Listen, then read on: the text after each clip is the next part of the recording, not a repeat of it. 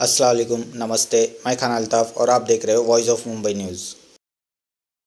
आज हमारा SDPI Maharashtra state के ऑफिस में आप सभी लोगों का वेलकम है।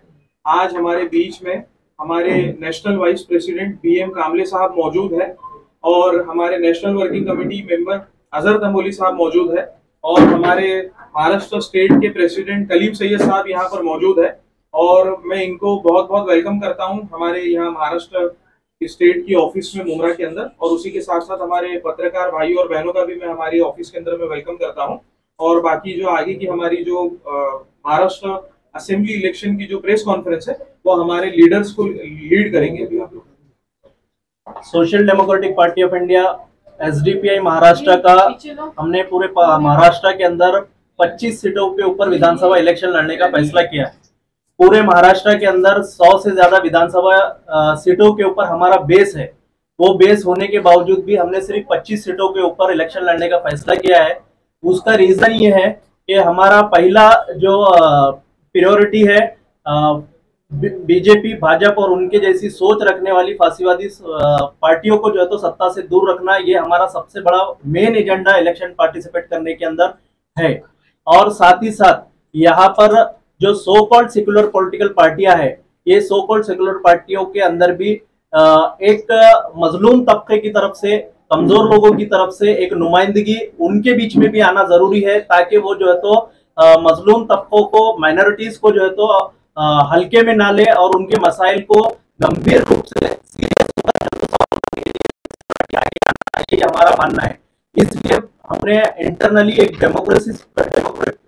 डेमोक्रेटिक प्रोसेस के साथ में, इंटरनल डेमोक्रेसी के साथ में जो है तो हमने हमारे 25 सीट्स का जो है तो डिस्कशन किया है और 25 का सीटों पे इलेक्शन लड़ने का एक फैसला लिया है।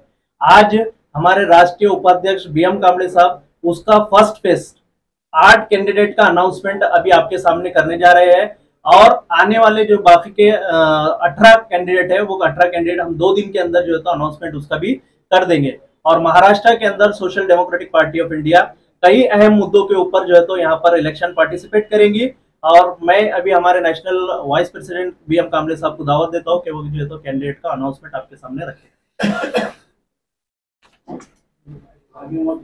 Social democratic party of India की ओर से 2024 के महाराष्ट्र विधानसभा चुनाव में वर्तमान भारत के हालात देखते हुए जिन मजलूम लोगों का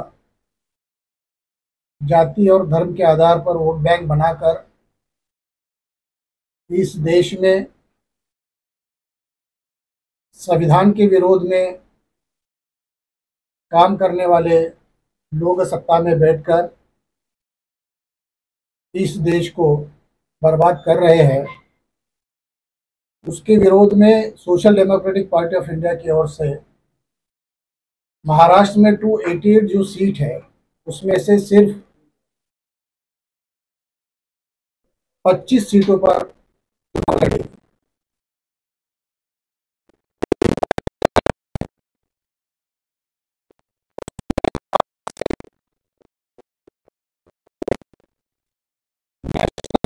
की है।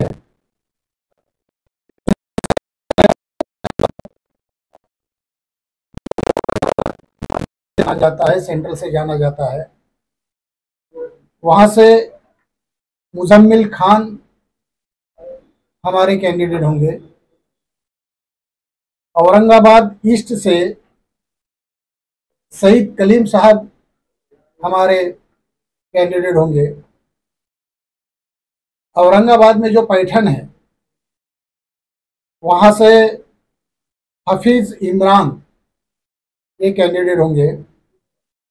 थाने जिले में जो कि कल्याण की पार्लियामेंट कॉन्स्टिट्यूंसी है, उसमें कलवा मुमरा नाम से जो हम यहाँ पे पत्रकार परिषद ले रहे हैं, उसमें से कलवा मुमरा सरफराज शेख चुनाव लड़ेंगे।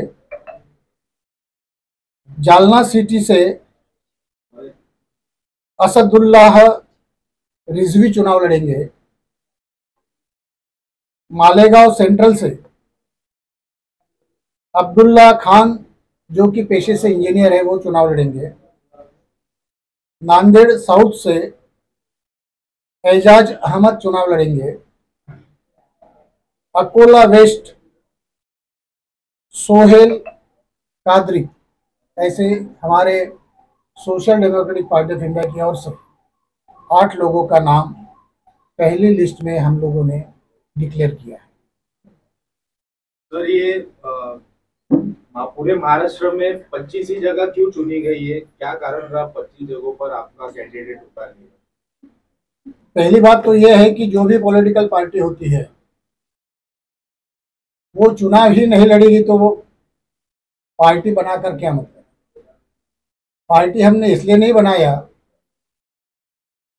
कि लोगों के दुख और दर्द जो होते हैं उसको उसकी आवाज बनके विधानसभा में और लोकसभा में उसकी आवाज होनी चाहिए। पार्टी तो इसीलिए बनाया और इसीलिए हम लोग जो है 25 सीटों से ही चुनाव लड़ेंगे।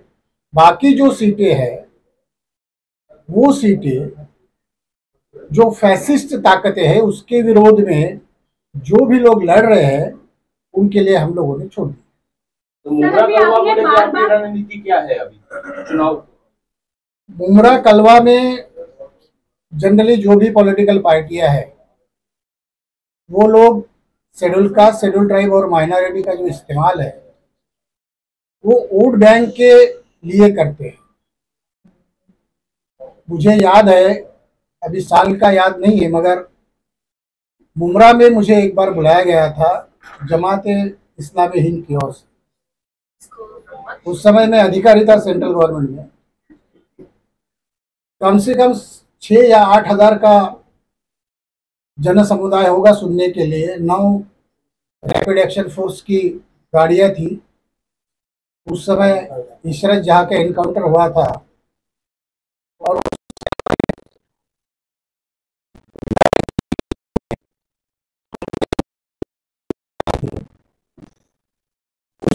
उन्होंने किसी भी मुद्दे पर बात नहीं किया। जो भी सेक्युलर पार्टी कहती है वो कहने के लिए है, बात रखने के लिए या उनके लिए काम जो करना है उसके लिए नहीं।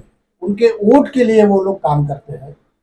हम लोग SC ST OBC और माइनॉरिटी जो सेकुलर पार्टी है वोट बैंक बनाकर इस देश में फैसिस्ट लोगों को सहयोग करती है, उसके विरोध में हम लोग चुनाव लड़ रहे हैं। और यहाँ पर लगभग आदिवासी बहुत कम है, शेड्यूल कास्ट भी बहुत कम है, मगर OBC और मुसलमानों का परसेंटेज सबसे ज़्यादा है।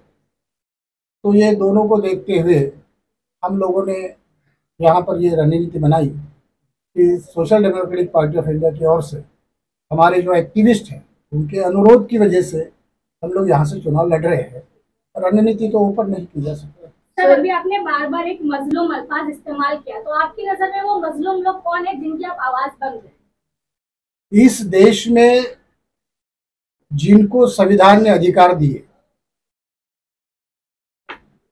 और जो लोग सत्ता में बैठकर उनके अधिकार छीन रहे हैं या उनको अधिकार लिखे हुए अधिकार नहीं दे रहे हैं वो सारे मजलूम। सर, आपने कहा कि पार्लियामेंट में हम आवाज उठाने के लिए हमारे लोगों को ला रहे हैं यहाँ पर 25 सीटों में, तो सिर्फ आपने जो है कलवा मुमरा में ही क्यों, थाना में क्यों नहीं अपना कैंडिडेट खड़ा किया? जहाँ पे हमारे ज़्यादा एक्टिविस्ट है, जहाँ पे हमारा नेटवर्क है, वहाँ से ही हम लोग चुनाव लड़ सकते हैं। जहाँ पे नेटवर्क नहीं है वहाँ से चुनाव नहीं लड़ सकते। कल्याण ग्रामीण में फिलहाल किसी मुस्लिम कैंडिडेट का नाम सामने भी नहीं आया है, बट कलवा थाने में नाम सामने आया है, तो कहीं ना कहीं मुस्लिम वोट इसकी वजह से कट जाएंगे। पार्डन, फिर से बताइए। सर, कल्याण ग्रामीण में किसी भी मुस्लिम कैंडिडेट का नाम सामने नहीं आया है और जहाँ पे अभी आप कलवा और मुमरा की बात करें यहाँ पे ऑलरेडी एक मुस्लिम कैंडिडेट का नाम सामने आ रहा है, तो कहीं ऐसा नहीं लग रहा कि अगर आपकी भी पार्टी कैंडिडेट खड़ा करेगी तो उसकी वजह से वोट, मुस्लिम वोट्स कट जाएंगे? ये जो सोच है ये सोच फैसिस्ट है। शायद आपको बुरा लगेगा सुनने को, मगर जो 100 साल से हमारी सोच बनाई गई है, हमारी सोच क्या बनाई गई है कि वोट कटेंगे। हमारे पार्टी को यदि 5,000 भी वोट मिलते हैं तो हम 5,000 लोगों की आवाज बन के मैदान में उतर सकते हैं। वोट कटते नहीं है।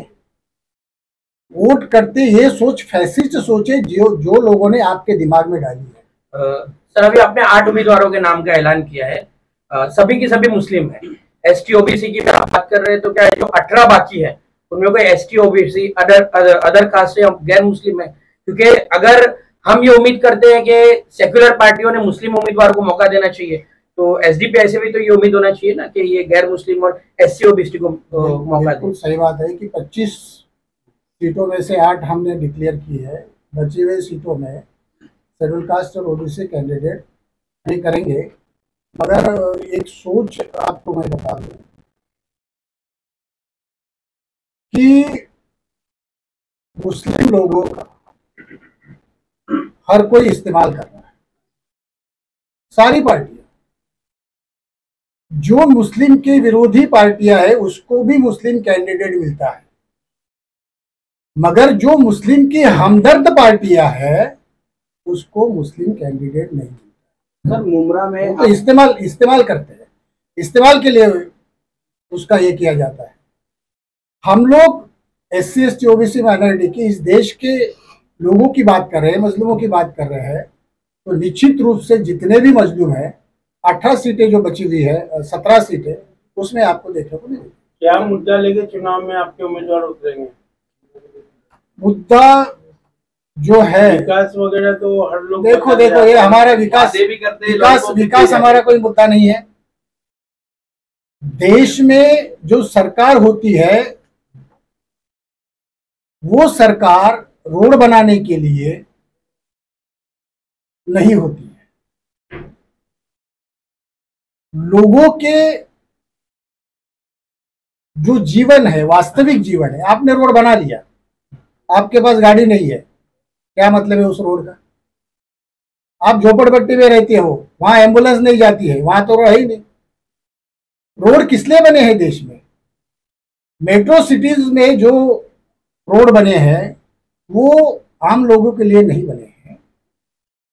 जिनको देरी होती थी उनके लिए बने हैं, आम लोगों के पास में समय ही समय है। तो हमारे मुद्दे जो है, सबसे बड़ा मुद्दा है बेरोजगारी का, सबसे बड़ा मुद्दा है महंगाई का, तीसरा महत्वपूर्ण मुद्दा है भाईचारे का। भाईचारे का मुद्दा सबसे पहला आता है। भाईचारा बनेगा तो अपनी एक रोटी में से आधी रोटी दूसरे को दे देगा, मगर यहां तो सब लूटने के लिए लोग बैठे हुए हैं। 3 मुद्दे हमारे हैं, भाईचारा, महंगाई, बेरोजगारी। ये 3 मुद्दों पर हमारा चुनाव होगा। सर, मुमरा में कई राजनीतिक दल इलेक्शन लड़ रहे हैं, उसमें वादे किए जा रहे हैं लेकिन वादे पूरे नहीं किए जा रहे। 15 साल हो चुका है उस वादे को। अब आपकी पार्टी उतरेगी तो आपकी पार्टी वादे करके पूरे करेगी या नहीं? देखिए, चुनाव में 1952 से लेकर भारत में चुनाव हो रहे हैं। 52 में एक नारा दिया था, 20 कल भी एक सूत्र था कांग्रेस का, उसमें एक कलम था गरीबी हटाएंगे। हटी नहीं। बीजेपी ने नारा दिया था 2 करोड़ रोजगार देंगे, रोजगार कम हो गए, 2 करोड़ से ज्यादा रोजगार कम हो गए। वो हर साल देने वाले थे, 10 साल में 20 करोड़ रोजगार देने चाहिए थे, नहीं मिले। बल्कि जिसलिए पार्टी चुनाव लड़ी है देश को फसाद हो रहा है, देश में मॉब लिंचिंग हो रहा है, देश में बेरोजगारी बढ़ रही है, देश में पब्लिक सेक्टर का प्राइवेटाइजेशन हो रहा है। चुनावी मुद्दे के विपरीत ये हो रहा है और सवाल पूछने वाला कोई नहीं है। हमारे मुद्दों के ऊपर हम अटल है, चाहे जीते या हारे।